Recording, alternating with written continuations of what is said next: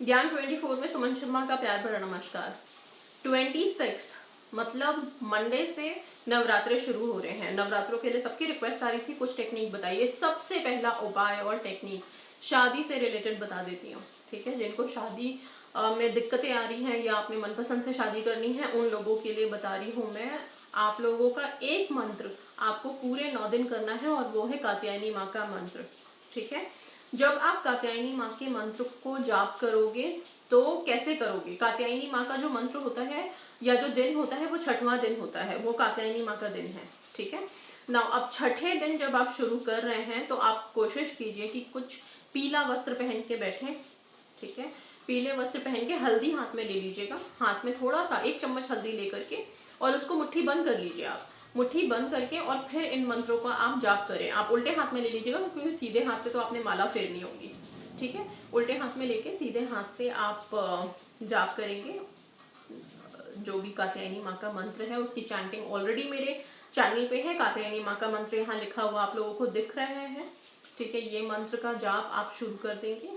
इस मंत्र के जाप को 108 बार करना है आपको 6वें दिन। और फिर ये हल्दी अपनी मनोकामना के साथ, आप जल्दी शादी होनी चाहती है तो, अगर आपकी कोई शादी के रिश्ते नहीं आ रहे हैं तो उसके लिए, या फिर कोई मनपसंद शादी करना है तो उसके लिए अपनी विनती, अपनी प्रार्थना करते हुए ये हल्दी आप माँ के चरणों में चढ़ा देंगे, ठीक है।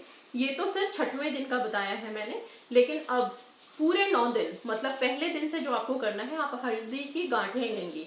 कितनी गांठ लेंगे? 9 गांठ लेंगे हल्दी की। 9 गांठ लेंगे पहले नवरात्रि वाले दिन। पहले दिन आप माता के चरणों में, जहाँ जोत जल गई होगी आपके घरों में, कुछ लोग ऐसे होंगे जिनके घरों में जोत नहीं जलती है और या फिर हॉस्टल में रहते हैं तो दिक्कत होती है, तो आप क्या कर सकते हैं, सिंपल एक दिया प्रज्वलित कर लीजिए। एक दिया जला लीजिए एक प्लेट में, पूरब दिशा की तरफ उसकी लौ होनी चाहिए दिए की, और वहाँ पे आप बैठ करके माता का स्मरण करते हुए इन मंत्रों का जाप करेंगे। हल्दी की गांठ एक आपके सामने होनी चाहिए। इस हल्दी की गांठ में आप मौली बांधेंगे। मौली आप घुमा के 2 या 3 बार राउंड करके और उसको बांध देंगे, मतलब मौली बंधी होनी चाहिए इस गांठ में, ठीक है। इस हल्दी की गांठ को रख के अपना जाप जो कात्यायनी माँ के मंत्र का है वो करेंगे। लेकिन उससे पहले दुर्गा माँ का, या आप कह लीजिए नवरात्रों में जो मेन मंत्र है, नमस्तस्य नमस्तस्य नमस्तस्य नमो नमः, ठीक है। नमस्तस्य नमस्तस्य नमस्तस्य नमो नमः, इसका जाप आप लोगों को पहले कर लेना है। आप 108 बार इसका भी जाप कर लीजिए। इसके बाद आप कात्यायनी माँ का मंत्र करेंगे और फिर ये हल्दी की गांठ आप दुर्गा माँ के चरणों में चढ़ा देंगे। अब जो लोग अपने, जैसे मैंने बताया कि अलग कर रहे हैं, जिनके पास दुर्गा माँ की कोई मूर्ति या वहाँ पे स्थापित नहीं, आप हॉस्टल में रहते हैं, तो वो क्या करेंगे, जब आपने ये हल्दी की गांठ रखी है दिए के पास, आप इसे रख देंगे। दिया जब जल जाए इस हल्दी की गांठ को उठा के सेफ कहीं पे रखिए अच्छे से।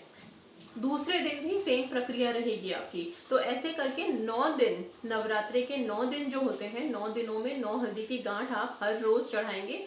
हर रोज कात्यायनी माँ के इस मंत्रों का जाप करेंगे, ठीक है।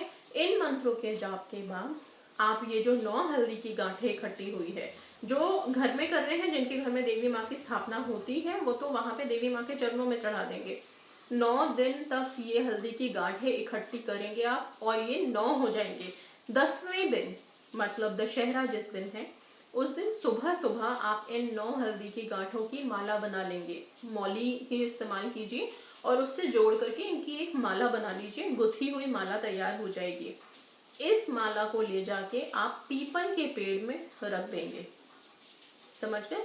माता के चरणों से इस मौली की गांठ को उठा के ले जाके आप पीपल के पेड़ में रख देंगे, जो आपके विवाह संबंधी जितनी भी परेशानियां हैं उसको खत्म करेगा और फिर आपके विवाह भी हो जाएंगे, ठीक है। तो ये एक बहुत बहुत महाशक्तिशाली उपाय मैं बता रही हूँ आप लोगों को, जो बहुत काम करता है और काम कर चुका है बहुतों की जिंदगी में। इस मंत्रों से बहुत आसानी से शादियां हो गई हैं। तो ये तो आप लोगों को करना ही करना है। इसके अलावा अखंड जोत जब जलती है, अगर आप लोग अखंड जोत जला रहे हैं माता की, तो आप उस जोत में, जोत का जो घी होता है, उस जोत के घी में आप चने की दाल होती है ना, चने की दाल, 9 चने की दाल निकाल लीजिए। 9 दाने चने के दाल के आप ले लीजिए और उन चने के दाल में अब बाकी की जितनी विशेष हैं, चाहे वो जॉब से रिलेटेड हो, चाहे वो आपके धन से रिलेटेड हो, बिजनेस से रिलेटेड हो, एजुकेशन से रिलेटेड हो। एजुकेशन मतलब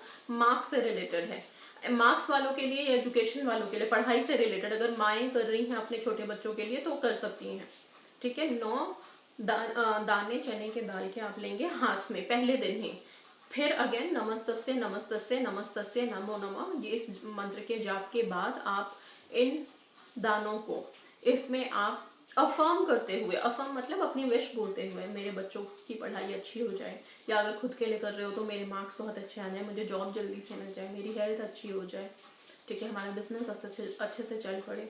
कोई प्रॉब्लम है, किसी प्रॉब्लम से जूझ रहे हो आप लोग, तो उस प्रॉब्लम से मुक्ति मिल जाए आप लोगों को।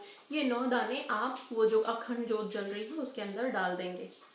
ठीक है, 10वें दिन इन दानों को क्या करना है, इन दानों को वापस निकाल करके आप पीपल के पेड़ में डाल देंगे। बहुत सिंपल सा उपाय है, लेकिन बहुत बहुत बहुत फायदा होगा इससे, समझ गए। अब जो लोग अगेन जहाँ रहते हैं और वहाँ पूजा नहीं होती है या माता नहीं बिठाई जाती है, अखंड जोत नहीं जलती, तो वो क्या करेंगे, इसका कैसे कर सकते हैं। तो आप लोग फिर यही करेंगे कि रोजाना जब आप एक दिया जलाएंगे, एक दिया जलाना ही जलाना है 9 दिनों तक, उस दिए में आप ये 9 दाने डालेंगे। लेकिन जब पहले दिन अगर ये दिया बुझ गया, क्योंकि आपने अखंड तो जलाया नहीं है, तो दिया तो शांत हो जाएगा, तो दिया जब शांत हो जाएगा तो इन 9 दानों को निकाल के आप एक जगह इकट्ठा करते जाओगे। अगले दिन जब फिर जलाओगे तो फिर उसमें 9 दाने डालने हैं। ठीक है, तो ये 9 दिन तक आपकी मतलब हर दिन 9 दाने, हर दिन 9 दाने की प्रक्रिया चलेगी। क्यों? क्योंकि आपने अखंड जोत नहीं जलाई है। जिन लोगों ने अखंड जोत जला ली है वो पहले दिन ही डाल देंगे 9 दानों को और फिर छोड़ देंगे।